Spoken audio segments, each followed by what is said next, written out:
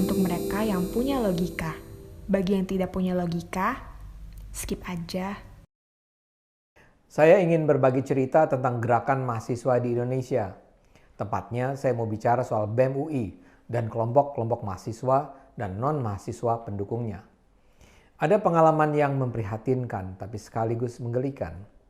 Memang hanya berdasarkan interaksi beberapa hari terakhir, tapi sangat bisa jadi ini mencerminkan kondisi kaum aktivis mahasiswa saat ini. Ini bermula dari seri Twitter BEM UI yang menghina Presiden Jokowi sebagai King of Lip Service. Intinya, BEM UI menuduh Jokowi ingkar janji. Kasus-kasus yang mereka angkat adalah kasus revisi Undang-Undang ITE, KPK, penangkapan demonstran, dan uji materi Undang-Undang Cipta Kerja. BEM UI menuduh di semua kasus itu Jokowi berkhianat. Dalam seri meme itu, foto-foto Jokowi juga tampil, antara lain dengan mengenakan pakaian dan mahkota raja. Lantas ada pula narasi, Anda membual, kami mual. Selain itu ada pula satu postingan khusus untuk menunjukkan referensi yang mereka gunakan. Hampir semua adalah tulisan-tulisan di media online. Saya lantas mengecam seri meme itu. Buat saya, rangkaian kritik yang diajukan BEM sangat dangkal. Saya bilang meme itu pasti dibuat orang tidak pintar. Seusai itu, kegaduhan pun terjadi. Serangan maupun dukungan terhadap postingan saya datang bertubi-tubi. Pada hari Minggu dan Senin, saya harus hadir di acara Kompas TV 2 kali, di iNews, dan di sebuah debat yang dihadiri sekitar 300 peserta Zoom. Saya sendiri membuat sebuah video logika AA khusus tentang kisru ini. Tapi dalam keseluruhan proses ini saya menemukan bahwa banyak hal lucu yang membuat saya prihatin dengan kondisi aktivis mahasiswa UI dan juga perguruan tinggi lainnya. Pertama saya ingin bicara soal BEM UI. Ketua BEM UI itu bernama Leon Alvinda Putra. Dia aktivis Himpunan Mahasiswa Islam yang kuliah di Fakultas Ekonomi dan Bisnis. IPK-nya di atas 3,5. Tapi saya mendapatkan informasi yang mengejutkan dari redaksi Kompas TV dan TV One. Menurut mereka, Leon menyatakan tidak akan hadir dalam acara televisi yang akan mempertemukan saya dengan dia. Jadi ketika saya diundang untuk bicara di Kompas TV, redaksi sebenarnya juga mengundang Leon.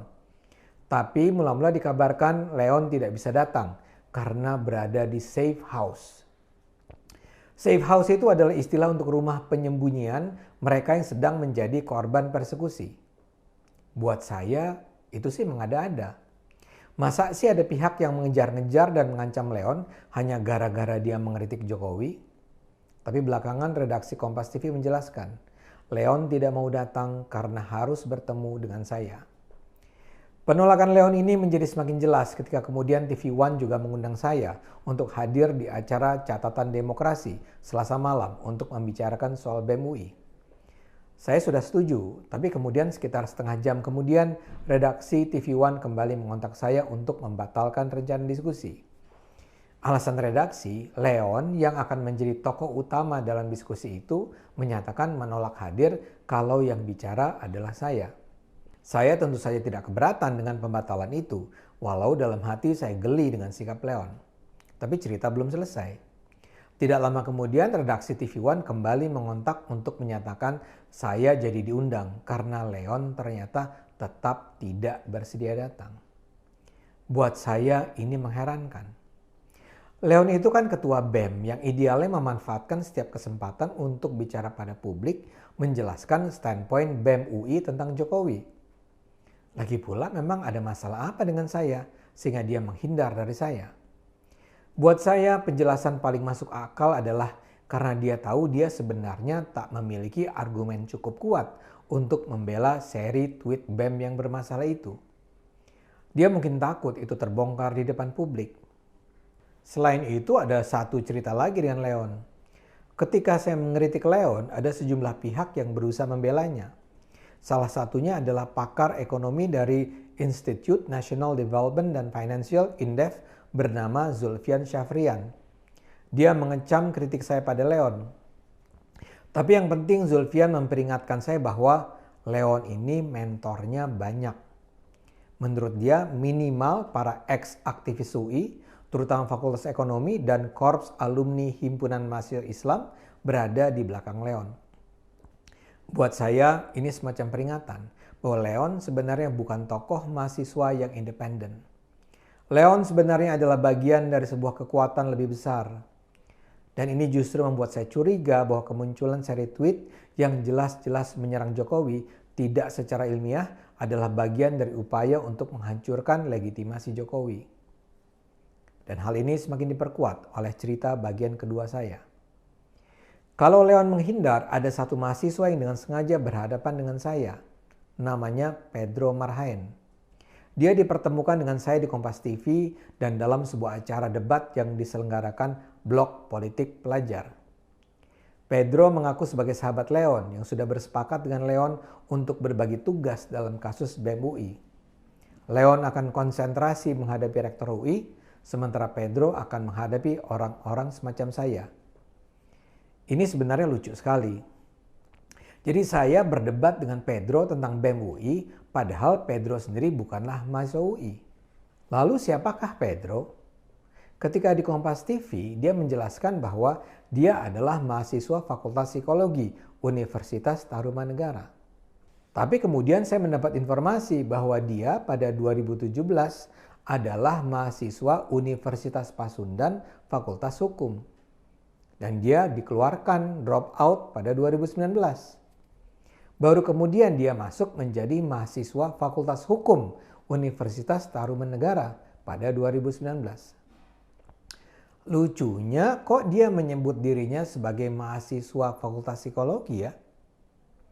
Tapi terlepas dia dari perguruan tinggi mana, yang pasti dia sama sekali orang yang tidak pantas mewakili BEM UI untuk menjelaskan kisruh BEM UI. Ketika saya dalam diskusi Blog Politik Pelajar menjelaskan mengapa saya menganggap kritik dari BEM itu tidak melandaskan diri pada argumen yang kuat dan terkesan tidak mempelajari kasus secara substantif, Pedro cuma bisa bilang, "Wah, penjelasannya terlalu panjang, tidak mengerti saya." Dia bahkan dengan bangga menyatakan sebagai mahasiswa yang akan mengajari saya yang seorang doktor. Dia menyebut pemanggilan mahasiswa oleh Direktur Kemahasiswaan UI pada jam 5 sore hari pada hari Minggu adalah bukti adanya upaya pembukaman kebebasan akademik. Dia menyatakan, saya diundang khusus ke acara debat tersebut untuk memberi panggung bagi saya agar lebih terkenal. Tapi yang paling penting adalah bahwa dia menyatakan bahwa apa yang dilakukannya adalah dalam rangka menurunkan Presiden Jokowi sebelum 2024. Jadi dia bertanya pada saya, apakah Bang Ade setuju dengan rencana Presiden Jokowi menjabat 3 periode? Saya jawab tidak. Dia kemudian bilang, kalau Bang Ade ingin agar Pak Jokowi berhenti menjabat presiden setelah 2 periode, maka saya ingin agar Jokowi sudah berhenti menjabat presiden sebelum 2 periode berakhir. Begitulah kisah Leon dan Pedro. Dalam retrospeksi saya menduga jangan-jangan memang ada hubungan antar ini semua. BEM UI memang tidak bertindak sendiri. Mereka bekerja dengan arahan para mentor mereka. Karena itu rangkaian tweet tersebut tidak bisa dilihat sebagai upaya untuk mengajak publik berdiskusi secara ilmiah. Itu adalah bagian dari propaganda untuk melawan Jokowi. Tweet itu memang dibuat bukan oleh Divisi Kajian Strategis BEM, melainkan oleh Divisi Brigade 2021 dan Divisi Propaganda. Dan sebagai propaganda, apa yang disajikan memang tidak boleh rumit. Propaganda memang harus gampang ditelan, bersisi tunggal, tidak multisisi. Mereka memang sengaja memprovokasi. Jadi begitu rangkaian tweet keluar, mereka mungkin memang justru berharap pimpinan universitas dan pemerintah bereaksi. Dan begitu universitas dan pemerintah bereaksi, akan muncul tokoh-tokoh yang berteriak bahwa sedang terjadi pemberangusan demokrasi. Adapun Pedro dan kawan-kawan adalah serdadu yang dikirim untuk bertempur di lapangan. Pedro dan kawan-kawan mungkin tidak pintar, tapi mereka berani malu dan berani bertarung habis-habisan. Celakanya atau untungnya, rencana mereka gagal. Pemerintah diam saja. Rektorat hanya meminta BEM memberi klarifikasi, Tidak ada ancaman skors, tidak ada sanksi. Dan yang muncul menghadapi mereka cuma saya, yang cuma dosen biasa, yang punya acara di Cokro TV dan berkicau di media sosial, plus para netizen pecinta Jokowi. Buat saya ini lucu, tapi juga memprihatinkan. Upaya mereka gagal karena masih banyak warga Indonesia yang berakal sehat. Yuk terus gunakan akal sehat, karena hanya dengan akal sehat negara ini akan selamat.